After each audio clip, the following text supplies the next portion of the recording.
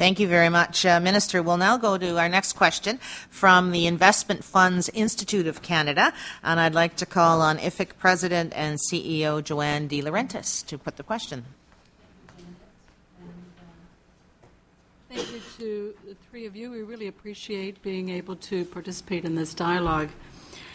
With an aging society and a slower growing workforce, the looming challenge is to encourage Canadians to save more, both for retirement and for the various contingencies that longer lifespans will bring.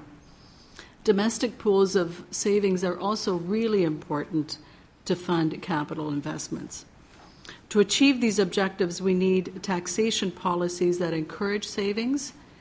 However, aspects of our GST and HST tax policy makes it much more expensive for Canadians to save for future needs. In addition, different types of financial services are treated differentially. Mutual funds investments, for example, are more highly taxed than other financial products. And these distortions, we believe, need to be fixed. So my question is this: what role would your party take as the Government of Ontario in supporting a federal review of the GST, HST to stimulate Canadians to save more, thus growing the pool of investment capital and enabling Canadians to continue to save for their future needs? Thank you, Joanne, and we'll start with the Minister, then Mr. Rossi and Mr. Prue on this question. Thanks for that. I think you noted in your question it is a federal matter, but it is important that the federal government sees the support of the provinces as they move forward, and they like to do things in lockstep. I think we've got a good history of encouraging the federal government in these areas of review and then participating. I'll say, too, that in these matters you tend to bring the experts from the field in. The lion's share of those experts that have been participating and will continue tend to be from the GTA, from Toronto, really the center of the universe when it comes to financial service in the country. And so I think it's easy to see that we're going to be supportive of what it is that you're asking. Those reviews are important. There's, I think, a very much deeper and more difficult dialogue about which part of the financial service industry benefits as you change regulation, and that's the whole point of it being complicated and needing a good review before you move forward and agree to anything. So I won't do that on behalf of my finance minister today for him. I'll say, too, though, every time you talk about pension reform, harmonization of these things to make life easy, you've got to talk about the overall lifestyle for seniors in Ontario. It will be better with good health care, and that means supporting governments who want to drive drug prices down, supporting governments who want to drive benefit for long-term care living, for example, when we're building beds for seniors. And those are things that we've been on the record as doing continuously year after year. Removing costs. We've had some significant tax decreases for this population in Ontario. The other two parties have voted against every measure of tax decrease that leaves more money in the hands of our seniors, whether that's a seniors property tax credit, $500. Thank you very much, Minister. Thank you. Okay, we'd like to, I know our timer in the middle is a little slow sometimes. I think he's cutting me off each time. I know. We'd like to go to Mr. Rossi now, please. Well, I have to say I find it rather amusing that, on the one hand, the Minister said it's important to encourage cooperation and participation of the federal government on these and other issues, when a couple minutes ago she belittled him as the finance minister is one of the poorer and perhaps the poorest finance minister in Ontario's history. That's not exactly the kind of way that you move forward. We're concerned about the impact of the HST on savings and on pension options. Clearly, the HST has exacerbated the problem that was there with the GST in terms of the imbalance in an unlevel playing field. The majority of Ontario investors invest in mutual funds and other investment funds, and their fees are now being taxed at a much higher rate, making it harder for them to build the pool that they need to retire in comfort. So the HST is not only affecting the day-to-day costs, but also people's future pension prospects. We therefore welcome and will encourage a federal review on this front. And in the meantime, again, as I stressed before, we want to ensure that more money is left in the pockets of Ontarians to be able to save, and that's why we're calling for an elimination of the HST on home heating and electricity, why we're calling for income splitting, while we're calling for a reduction in the provincial income tax of 5% on the first $75,000 of income, all things that will allow people to save. Thank you, save Mr. more. Rossi. Thank you. Okay, we'll go on to Mr. Prue. Thank you very much. First of all, as was correctly stated, this is a federal matter, and I don't believe that a majority Conservative government in Ottawa needs to have any prodding to do what they want to do. I believe that they are going to end up doing what they think is best for the country, and whether we agree or disagree here in the province of Ontario, they're going to do it.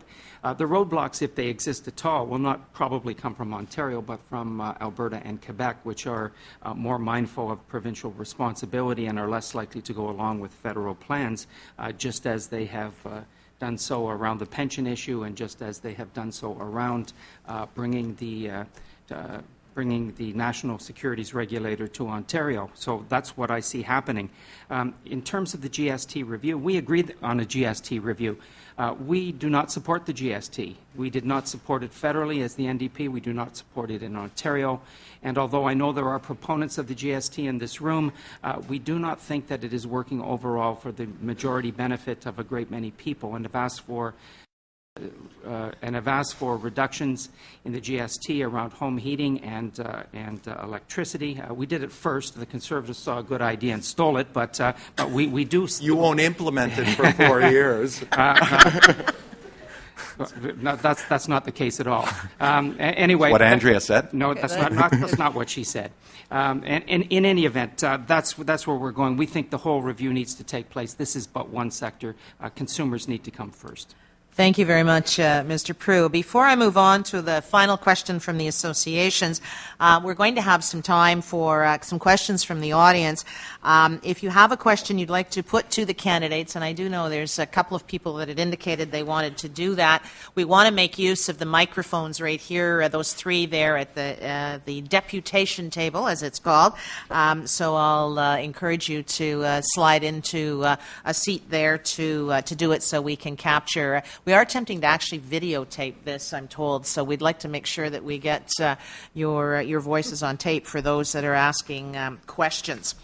I'd like to go to our final association question, and that comes from the Investment Industry Association of Canada, represented here this morning by Mr. James Beltrop, who's the Managing Director of Scotia Capital Markets, but is also Chair of the Association's Investment Banking Committee. Mr. Beltrop. Help or hurt the health and success of both financial markets and the financial system generally, and as well the strength of the financial economy more broadly. Recognizing that we must reduce Ontario's deficit in the post-stimulus world to restore the provincial's fiscal maneuverability and choices, what will each of your parties do to keep efficient and cost-effective regulations that protect investors while keeping our Canadian capital markets competitive? And secondly, will your party support the extension of self-financing tax measures such as flow-through shares that have contributed to our leadership in mining and energy to promote the growth of other business sectors such as biotech? Thank you very much. And our order will be Mr. Prue, Minister Pupatello, and Mr. Rossi. Mr. Prue. Thank you. The NDP believes that we should live within our means.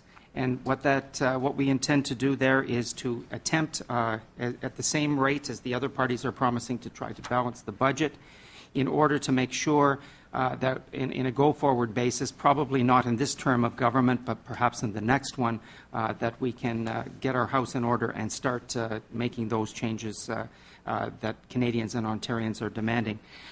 Part of that plan is to grow the economy. And one of the ways of growing the economy, we believe, is to be very strategic and smart in how we are funding the implementation of better jobs. And if part of that is through the tax system, as is outlined, flow-through shares, and particularly in resource industry, then we would be in agreement. Thank you very much. Minister Pupatello. Thanks. I think we have had, our ministry led a charge with Open for Business, and in the course of just a couple of years tabled 80,000 regulations or changes to regulations that would make business easier in Ontario. Many of them would have a number of impacts on your sector, but largely your clientele, your customers. And this is important, and we sell this kind of thing when we're selling Ontario to the world, that it's just easier to do business in Ontario, and we're winning.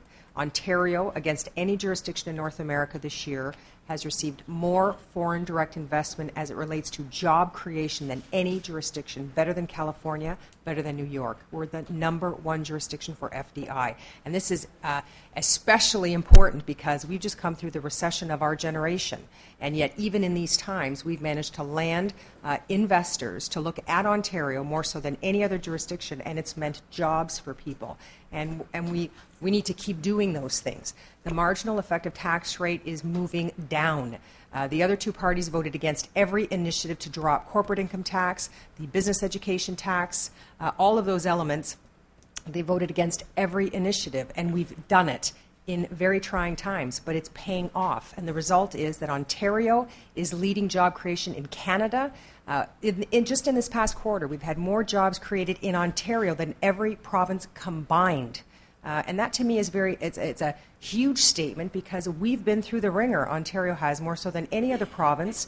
The recession started here. It spread elsewhere. We felt it more, but now we're recovering best. And I think that speaks volumes for leadership at the government level. Thank you very much, Minister. Mr. Rossi. Well, there's a phrase that summarizes Ontario's economic performance of the last 8 years under Dalton McGuinty, and that is have-not province status. For the first time in our lifetime, we're receiving equalization checks from Newfoundland. That's something I wouldn't have had in my worst nightmares growing up. For 55 months, we have led the country, exceeded the national average on unemployment.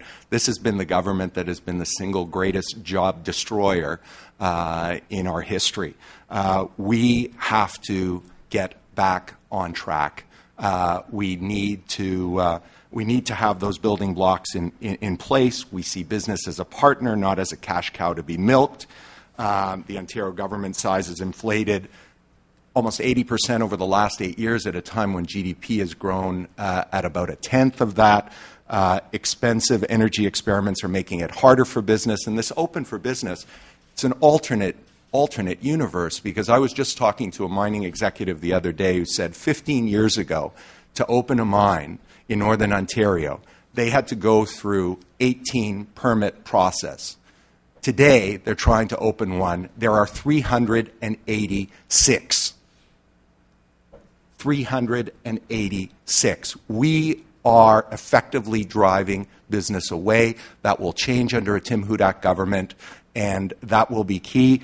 And as well, in terms of efficient and cost-effective regulations that protect investors in our capital markets, Rossi, a national securities regulator here in Toronto will be the #1 step. Give me the button.